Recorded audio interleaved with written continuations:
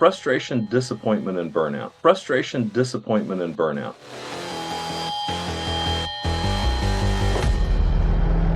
Welcome to the Inspiro Podcast, the podcast exploring personal growth, leadership, strategy, communication, and fulfillment. We are your hosts, Jason Luchtefeld and Bill Woodburn. I'm here as a dentist, transitioning into a career to help facilitate individuals and their organizations towards a more fulfilling future. Hi there, I'm Bill Woodburn, and I'm a licensed professional counselor and licensed marriage and family therapist in Austin, Texas. I'm fascinated by the way people come together to solve problems, whether that's couples or families, dental practices, or organizations. We're going to be exploring a lot of topics, and for us to be able to be free to do that, I have to let you know that this is not intended to be dental advice or counseling advice. Frustration, disappointment, and burnout. Because all those work together to make for a bad experience. Over time, it can lead to helplessness. And one of the features of burnout is helplessness. People that feel like that there's something they can do about problems typically don't burn out. It's when you feel like there's nothing I can do about a problem, or this isn't getting any better. I'm doing my best and it still isn't working for me. I'm still disappointed in the team or the practice or the patients or the whatever. And I can't do anything about it. That's when we hit burnout territory. Because burnout is basically another word for systemic helplessness.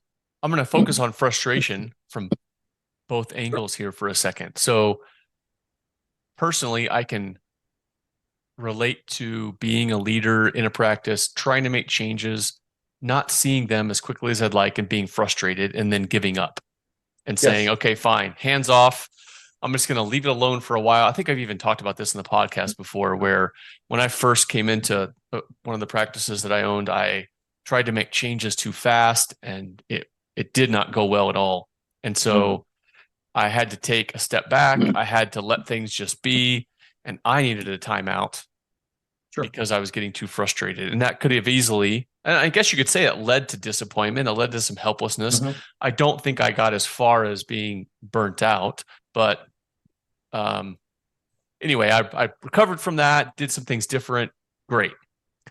The other side of it, though, is the perspective of the team that might be making some changes, but they're not being recognized for it. So they're getting frustrated as well.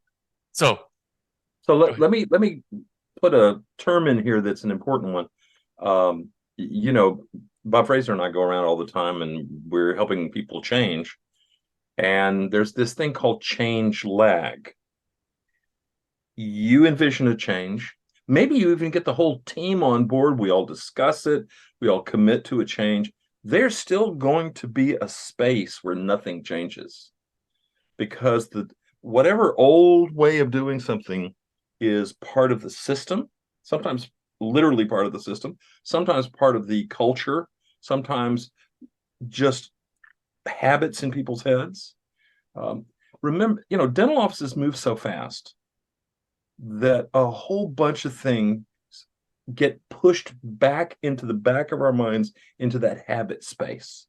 That's how we clear up the space in the front of our mind to make decisions, to respond to patients, whatever. It's not a bad thing.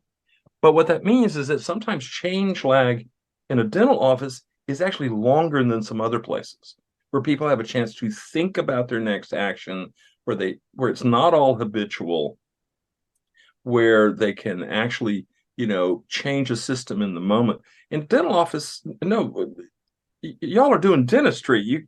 You're not thinking systems all the time. And so there could be a significant change lag. Okay, there's two ideas here I want to make sure we cover. So one is systems that I'm going to say overlaps with structure. You've talked about structure before in the podcast, but I want to make sure we hit home on that in this arena. The other is the concept of belief, behaviors, results that I first learned from Bob. I think you were probably involved in that, and how that plays in, the order of those things, the value of behavior. You talked about habits, and I just read something this morning, actually. from an author. Brad Stolberg has a new-ish book called The Practice of Groundedness. And he falls in line with some of the behavioralists that talk about how behavior is what drives us and our beliefs. So our beliefs might drive some behavior, but then our behavior also drives our beliefs. And that's a curious thing, that it's driven from both ends. Yeah. It can be driven from both ends.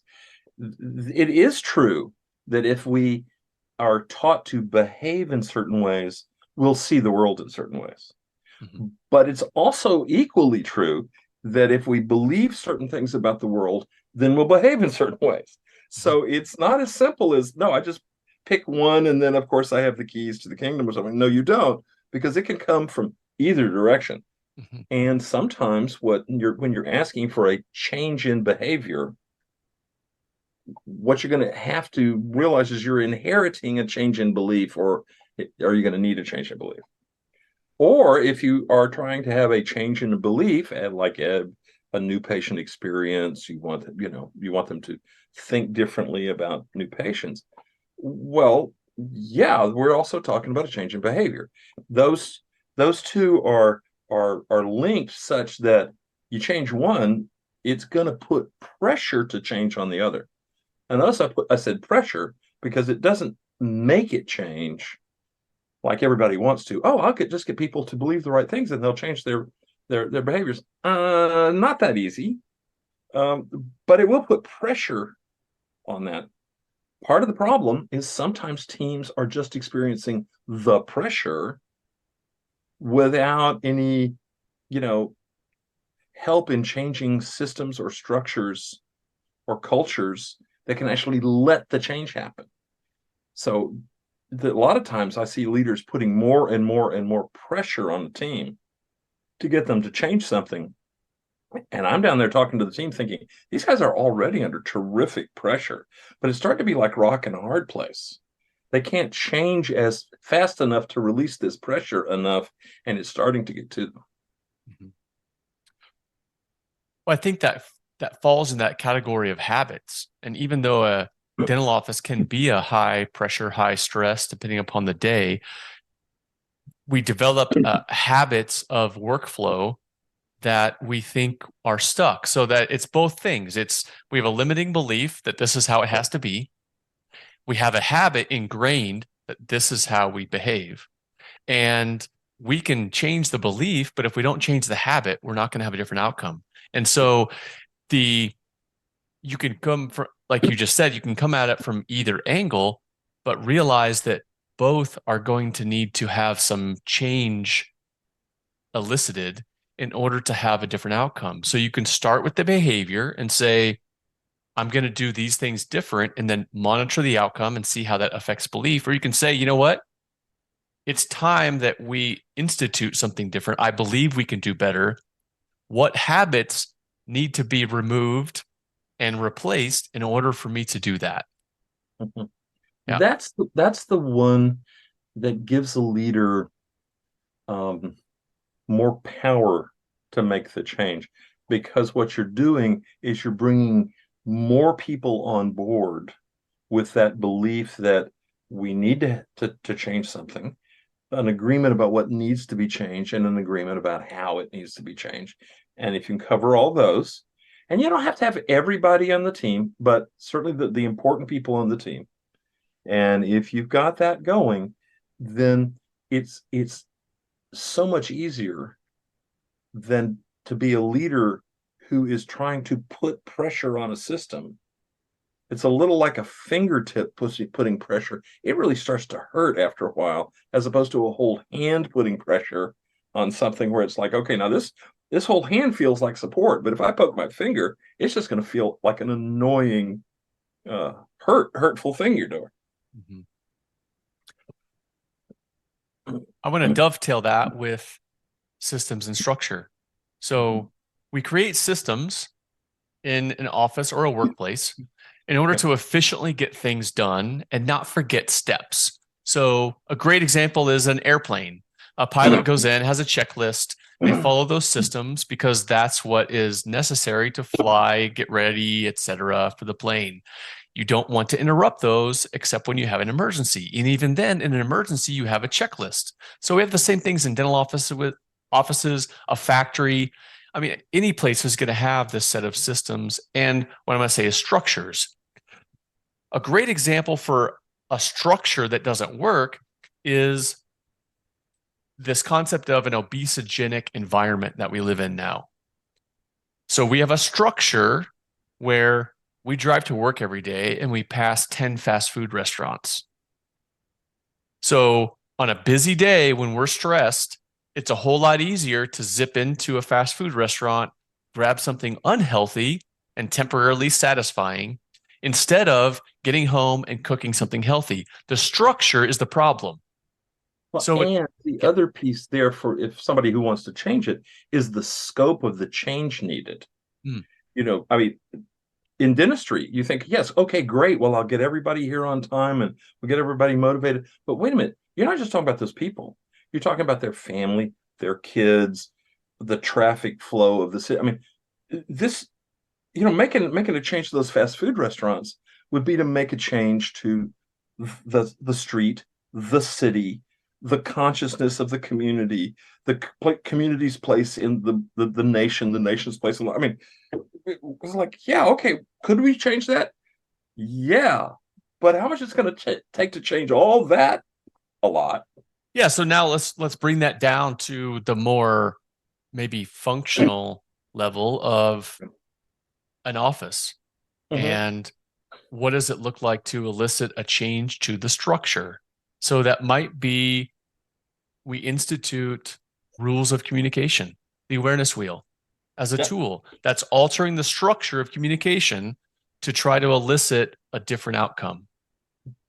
When I go into an office, and often I'm called in because an office wants to change and can't. I mean, that's in broad brush why they call me in. And I look for two things very quickly. One is how comfortable are these people with conflict? And how comfortable are these people with curiosity or creativity? Okay, because to have change, you're going to have to engage both of those. So let me tell you a story.